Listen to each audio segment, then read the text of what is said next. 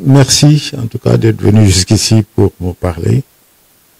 Je crois que durant cette affaire, la presse s'est comportée un peu comme un vendeur de marchandises. C'est-à-dire que on s'est précipité sur l'affaire. On a essayé d'être le premier sur l'affaire. Et surtout, on a essayé d'être en permanence sur cette affaire. De sorte qu'à un moment, l'information s'est transformée simplement en bruit. Chacun essayant d'être l'agent par qui la nouveauté arrive. Et quand il n'y a pas de nouveauté, on nettoie, on reprend, on annonce, on change les titres à défaut de changer des articles ou des interviews ou de nouvelles informations. De telle sorte qu'à la fin, on ne sait plus s'il fallait simplement parler de l'événement ou, c'est-à-dire la plainte d'une citoyenne contre un individu.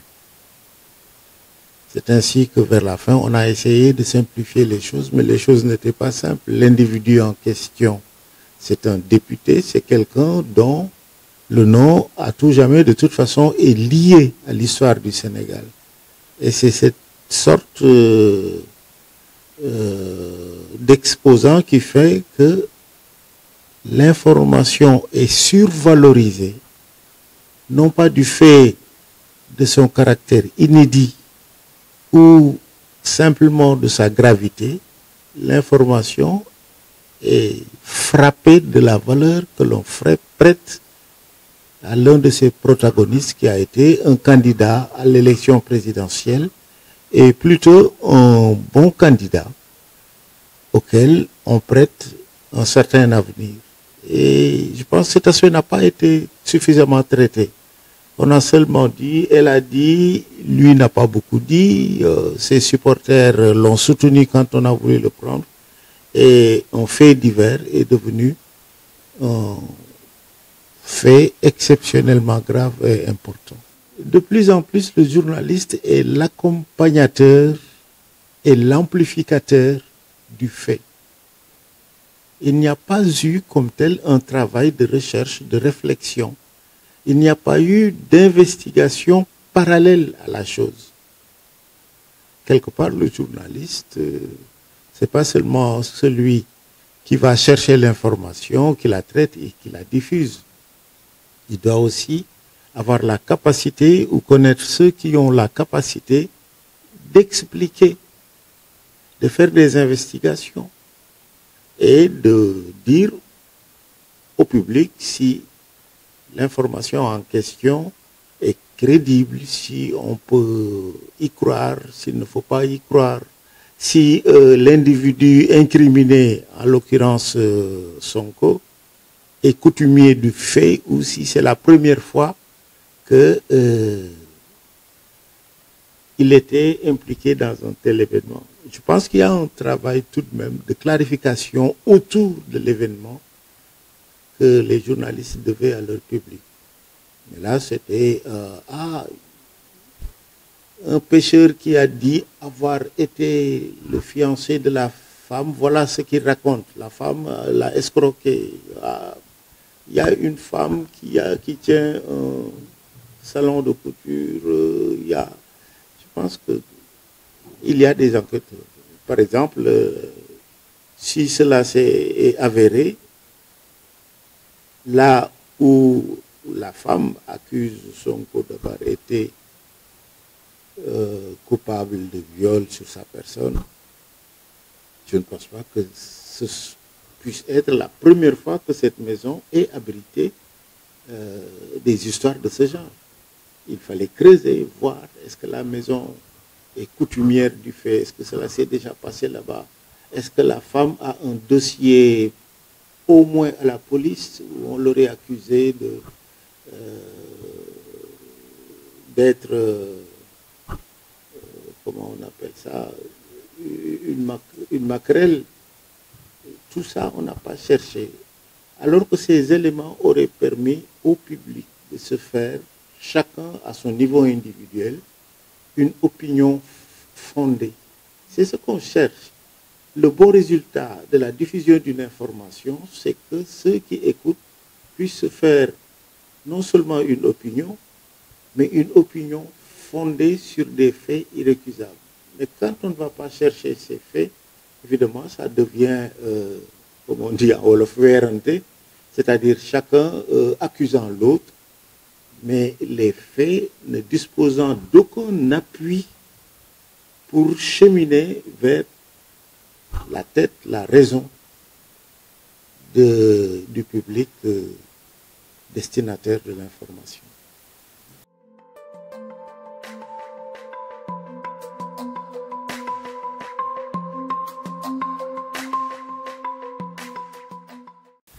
Le problème, c'est comment gérer cette liberté. La liberté de presse n'est pas une sorte de quitus qu'on vous donne au guichet. Voilà, vous pouvez maintenant exercer librement. La liberté de la presse, chaque information doit être passée aux critères qui fondent la liberté de la presse. Mais on ne peut pas simplement dire la liberté de la presse existe au Sénégal. C'est au cas par cas. Chaque fois qu'il y a une information, il y a une sorte de négociation qui s'engage. Évidemment, ça ne requiert pas des réunions, des arbitrages, etc. Mais chacun joue le jeu normalement, c'est-à-dire collecter l'information pour le journaliste, vérifier cette information, la traiter et la diffuser selon des techniques que vous tous vous avez appris maintenant et que l'école vous apprend à agencer. Cela existe. Mais il ne faut pas croire que c'est une sorte d'état auquel on arrive définitivement. À chaque fois, ce que nous croyons être des acquis peut être remis en cause parce que le gouvernement n'aime pas cette information et essaie de faire taire la presse, parce que la presse veut vendre de l'information plus que cette information n'a de valeur et fait de l'exagération, de la surenchère. Donc, d'ailleurs, il n'y a pas d'équilibre définitif. Tout équilibre est précaire. Et donc, il faut faire en sorte que ce précaire-là soit un précaire crédible.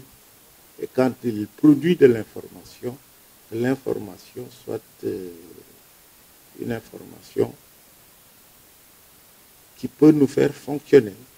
Que je sache que telle alliance politique, que l'état de préparation de telle formation sportive, que l'orientation de telle confrérie religieuse, tout ça, c'est des choses à vérifier à chaque passage. Et c'est de l'adhésion de tous à la rigueur de ces vérifications, c'est à cela que l'on reconnaît la vraie liberté d'information.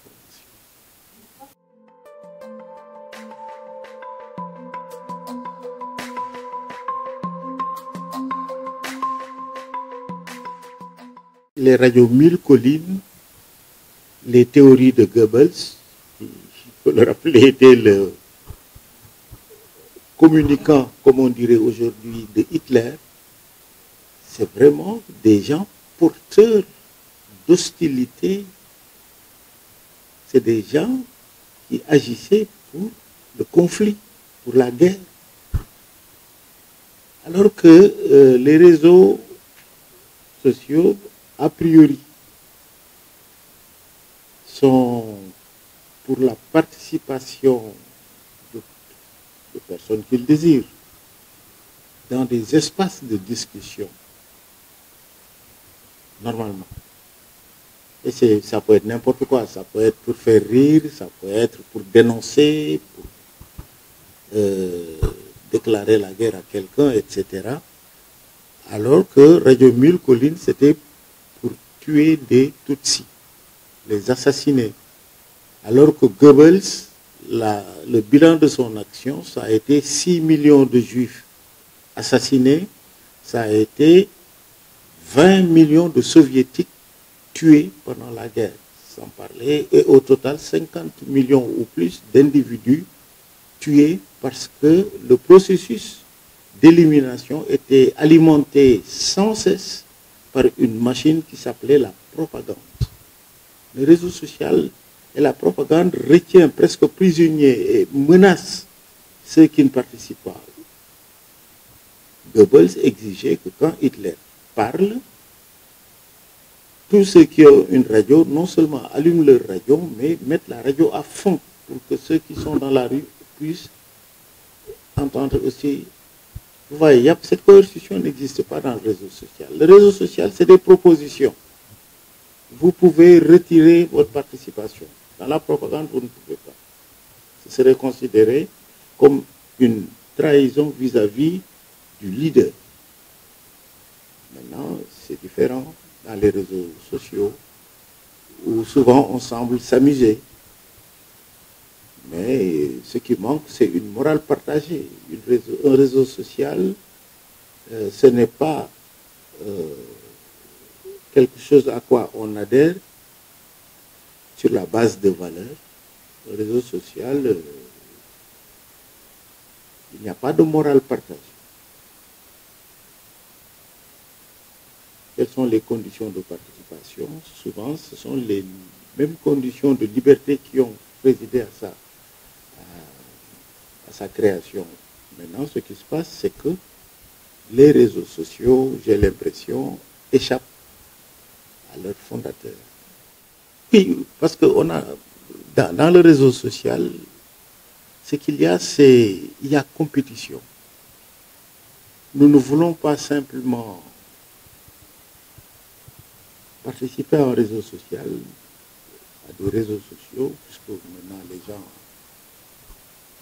participent simultanément à plusieurs forums de discussion, à des groupes d'information maintenant. Presque toutes les familles ont leur petit réseau au sein duquel ils discutent de tout.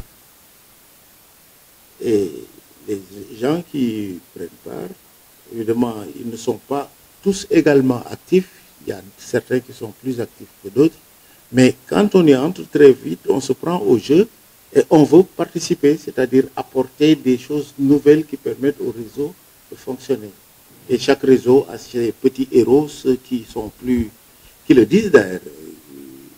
C'est eux qui font tourner tel ou tel réseau. Donc il y a de la compétition. Voilà. Et puis c'est une autre manière de ce que les sociologues appellent le contrôle social. Il ne faut pas croire que parce que tous les matins, tu vas au siège de ton média, travailler, revenir, bon, ça ne concerne que toi. Tes activités concernent tout le monde. Et quand tout le monde, grâce aux réseaux sociaux, a désormais les possibilités d'interférer dans ce que vous faites, maintenant, c'est les réseaux sociaux, le fake news est l'une des modalités d'existence et d'action du réseau social. C'est une façon d'influencer les autres. Les États, pendant des années, les gouvernements ont investi des milliards pour influencer les autres. Maintenant, ces dépenses tombent, ce sont les autres eux-mêmes qui créent les instruments qui les influencent eux-mêmes. Ils sont à la fois bourreaux et victimes.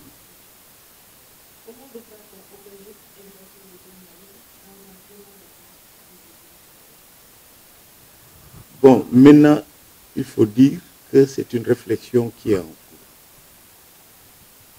Pour l'instant, chacun essaie, par exemple, comment faire taire quelqu'un.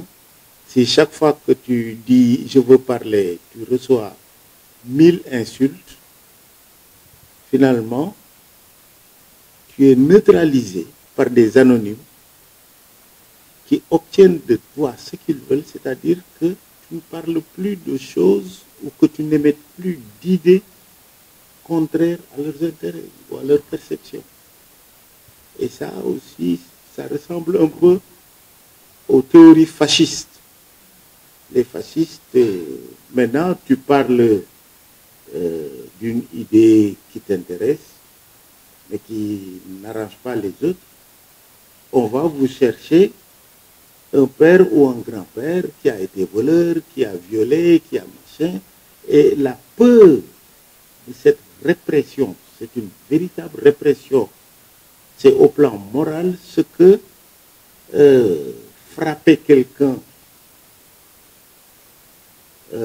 signifie, c'est la même chose. Tu parles, on te frappe, tu te tais.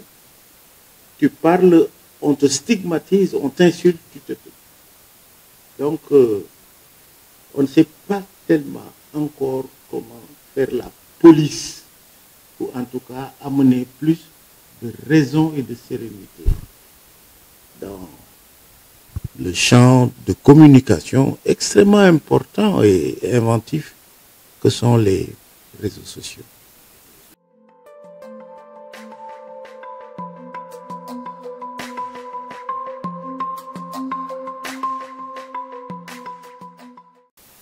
Je ne sais pas si on peut parler de contre-pouvoir, mais en tout cas, ça apporte un facteur d'équilibre. C'est-à-dire les journalistes, pendant longtemps, ont pensé qu'ils étaient au plan technique ceux qui maîtrisaient la communication dans le champ social. Le syndicat de la presse au Sénégal, lors de sa création dans les années 80, parlait beaucoup de communication sociale. Moi, je n'avais pas participé au débat, mais l'expression communication sociale m'étonnait.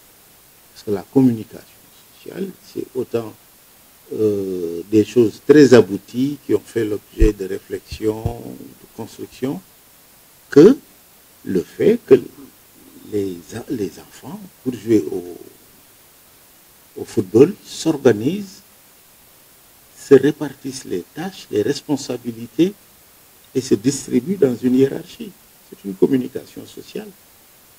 Alors, pourquoi les journalistes veulent confisquer à leur profit, au plan professionnel, ce qu'au plan social, des enfants arrivent à mettre sur pied.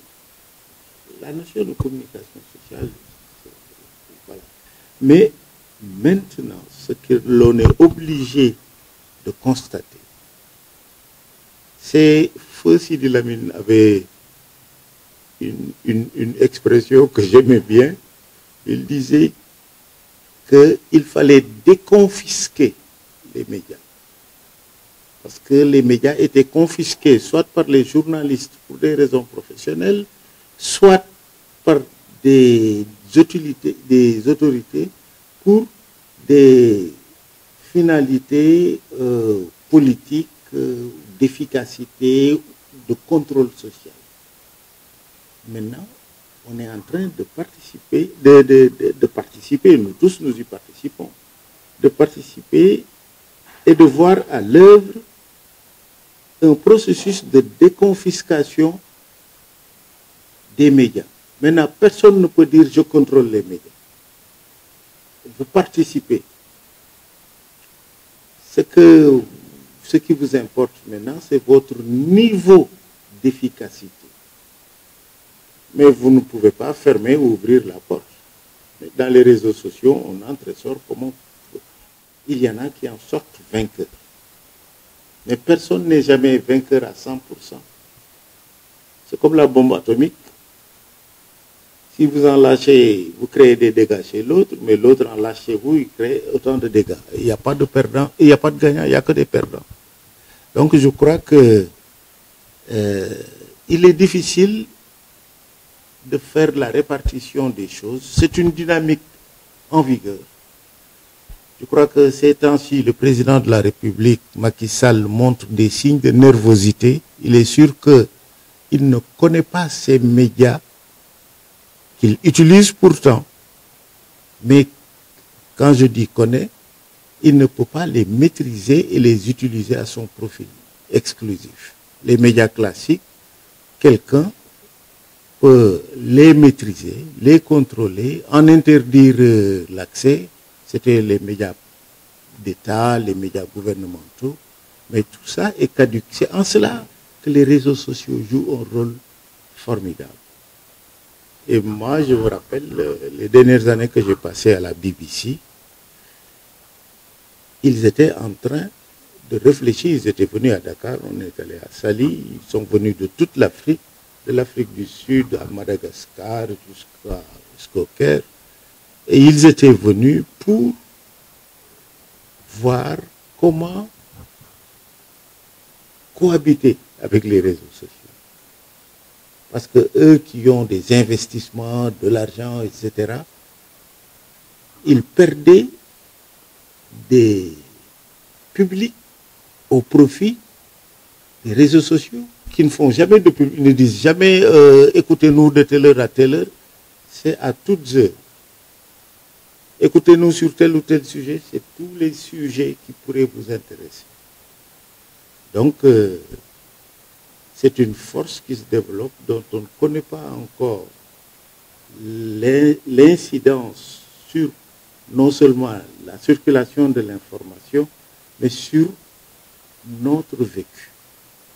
On a mis le pied dans quelque chose d'immense qui est illimité et dont la capacité d'influence en bien comme en mal n'est pas encore évaluée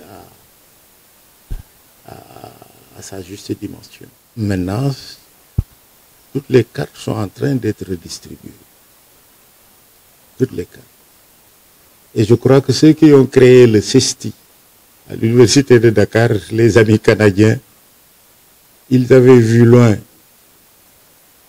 C'est-à-dire, ils parlent simplement de technique de l'information et de la communication. C'est des techniques, mais ce n'est pas la totalité des savoirs, parce qu'ils n'ont jamais pensé qu'un jour il existerait quelque chose qui s'appelle réseaux sociaux.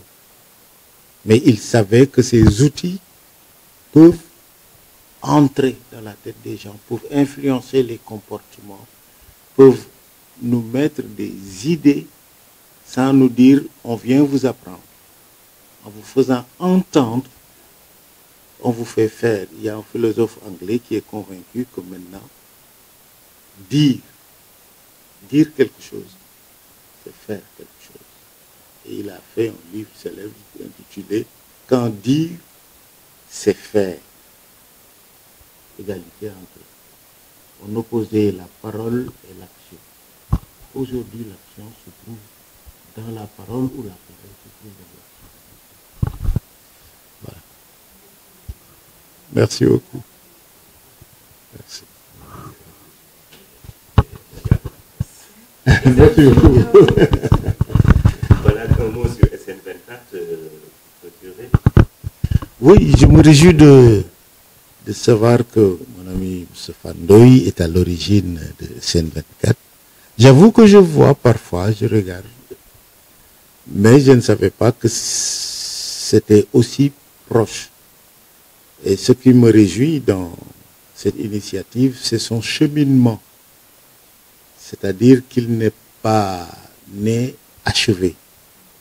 C'est quelqu'un qui a connu l'ancienne presse, qu'il a vu non pas dépérir, mais être dépassé par des moyens technologiques. Ce sont les moyens technologiques. Et au fond, là aussi, vous voyez, on n'a jamais accordé dans des pays comme le Sénégal, ou même dans des cercles autres que des chercheurs, McLuhan, c'est celui qui a inventé l'expression « le village planétaire ». Il disait « le message, c'est le médium ». Le message, c'est le médium. Tant qu'on a au plan logique et technique des outils qui sont les médias traditionnels, les formes et l'impact du message ne peuvent pas dépasser le niveau technologique. Maintenant, ceux qui étaient très bons journalistes doivent tout revoir parce que l'outil technologique ayant changé, le message est en train de changer et ceux qui sont chargés de le véhiculer se rendent compte qu'il faut apprendre la maîtrise de la technologie. Et je pense que c'est ce que vous faites à SN 2024. Tout est bouleversé. Tout est sans dessus et c'est peut-être très bien ainsi. Parce que très souvent, pendant longtemps, on nous a dominés parce qu'on cadenasse le moyen de communication. Ouais, en Afrique, quand il y avait un coup d'État, quel est le lieu où les militaires allaient le plus rapidement s'installer? C'était d'abord la radio, puis la radio et la télévision. Comme si leurs actions n'avaient de sens que rapportées par la radio et la télévision. Maintenant, on va d'abord dans les réseaux sociaux chercher est-ce que la toile a capturé qu'il y a des mouvements de troupes dans tel ou tel pays. Vous voyez, les Tchadiens, ils n'ont pas pu gérer l'information sur la mort de leur président. Ça a éclaté en 1000 moyens de dire, 1000 sources, et le gouvernement tchadien ne pouvait pas cacher. Alors qu'autrefois, un président, après sa mort, son décès était géré, on disait on attend 2-3 jours avant de donner l'information. Et ce n'est pas seulement pour la politique et les militaires, mais ici, quand un calife général de confrérie décède, pour éviter des comportements excessifs de la part de talibés malheureux, on attendait d'enterrer le défunt. Ensuite, on choisit l'annonce. Maintenant, on ne peut plus. Non, on ne peut plus. Donc, nous sommes vraiment dans l'ère de l'information et de la communication. Et il n'y a pas encore une doctrine, une école, un mode d'utilisation qu'on peut apprendre aux autres. D'autant que ceux qui, comme moi, avaient l'habitude de l'enseigner, je me rends compte, vous l'avez vu en classe, à quel moment les étudiants dépassent les enseignants en matière d'utilisation des supports de communication, sans lesquels il n'y a pas d'information possible. Alors, donc moi je dis, de plus en plus, je me rends compte que ce que j'enseigne est déjà en retard par rapport à ce qui se passe sur le terrain.